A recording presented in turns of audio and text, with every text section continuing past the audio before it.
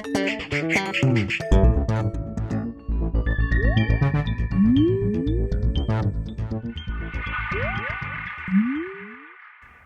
everyone and welcome to The Vortex, where lies and falsehoods are trapped and exposed. I'm Michael Voris. Many people looking at the current state of affairs in the church today tend to speak in terms of conservative and liberal, which breaks the division into a sort of two-party conflict, a Hatfield versus the McCoys, to use an Americanism. But that's way too oversimplified, so oversimplified as a matter of fact, that it's actually wrong and creates a lot of confusion. So let's be clear, when we're speaking of the church in this vortex, we're talking about the earthly institution which is comprised of sinners, all of us sinners, each with his or her own personality, style, opinions, perspective, strength, and weaknesses. So each one begins at a different point from everybody else. Sometimes these differing points are minor and sometimes they are major.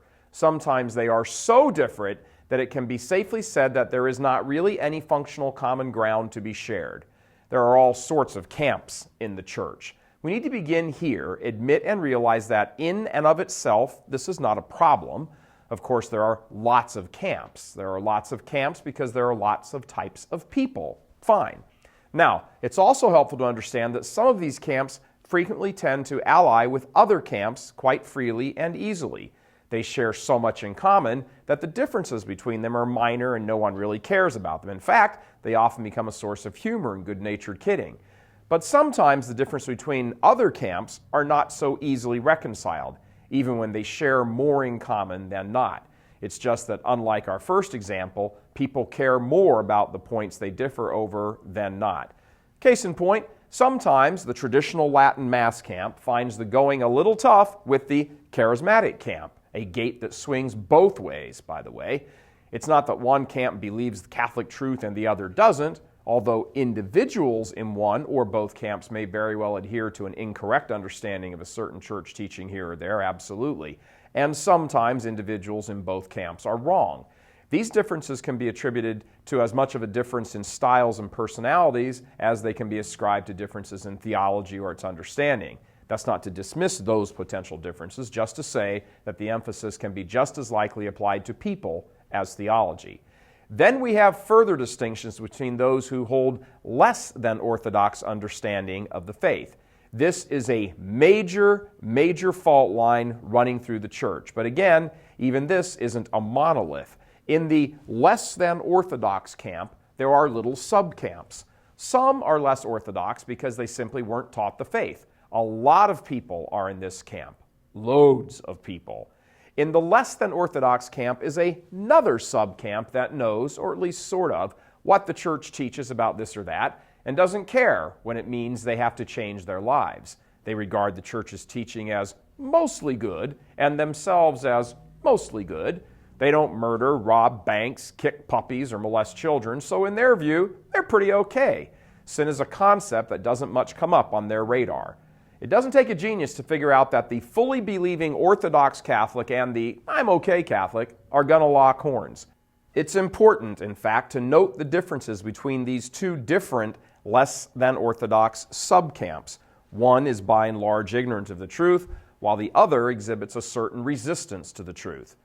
Then there is a completely different camp of an entirely different order. This is, for the sake of shorthand, let's call it the heretic camp.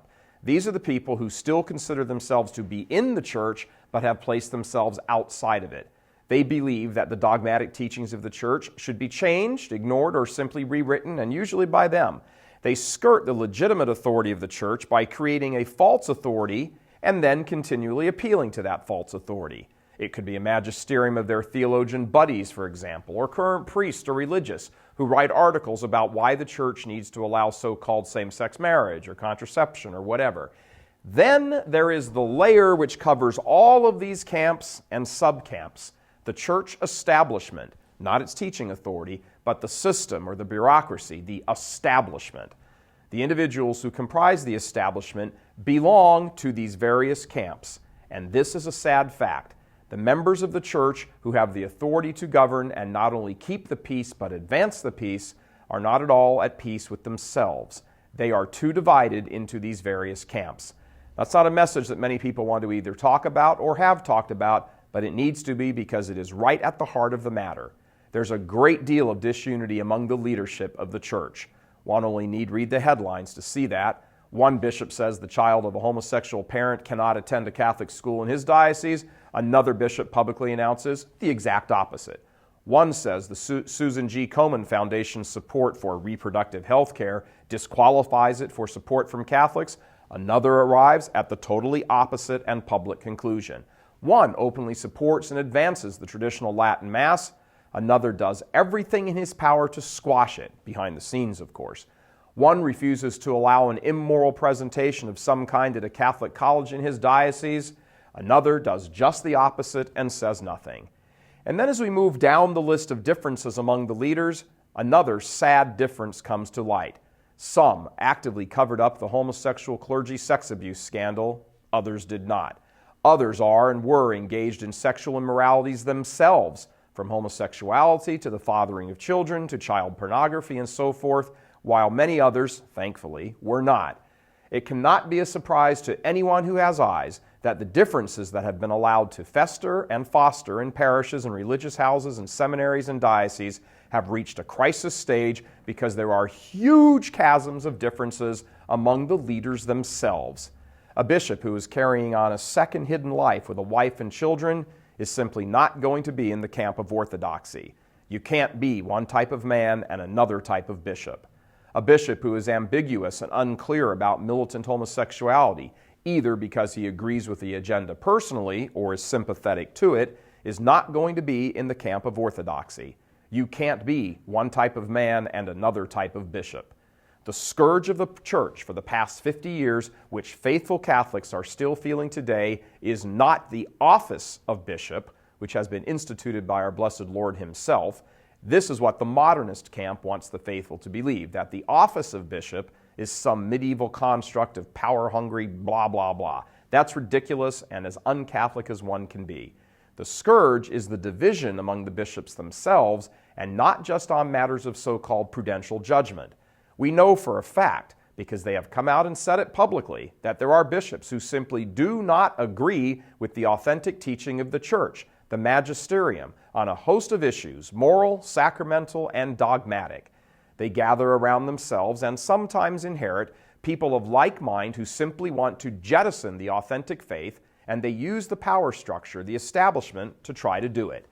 So what happens is that the Catholic laity in their respective camps begin to rally around different bishops and or oppose certain other bishops because these bishops fly the standard of orthodoxy or rebellion or some mushy middle thing. And now, from almost out of nowhere, a more orthodox camp is finding its footing, getting its legs under it. It's really the new kid on the block in some ways, certainly with regard to how vocal it is and is becoming. And it's come out swinging, provoking predictable reactions. The modernist camp loathes these new Orthodox Catholics and calls them every name under the sun. The establishment camp, mostly Orthodox but turf protectors nonetheless, those who do not like the boat rocked, don't like these things being discussed, unless, of course, they are the ones dictating the terms of the discussion, either because they don't want to see what they think is their turf overrun, or they think the new orthodoxy is just too pushy, or both. In the end, the division in the family of the Church has to admit that there are some who have left the family in mind and heart and spirit, even if they do still show up for dinner as a pretense. It also has to be admitted that among those who don't have any real beefs with the New Orthodox wing over theology or teaching, they do, however, regard them with a kind of sneering contempt, like older brothers who feel a sense of entitlement just because. And among the New Orthodox, it has to be admitted that sometimes the appeal to a return to traditional Catholic life comes off as uppity and lacking sentiment. The first camp, the modernists, can't be made peace with because they are of a different kind altogether, like capitalists and communists. Only one will survive. But the last two are much more of a difference over style than rather of kind, like the Army and the Navy. Same team, different tactics, and yes, some sense of superiority on both sides. Until these two find a way to fight together, recognizing that there will be differences, many of them legitimate, which can be worked on as time moves along, nothing will be accomplished en masse in the war against the diabolical, who is the real beneficiary of all this infighting. God love you. I'm Michael Voris.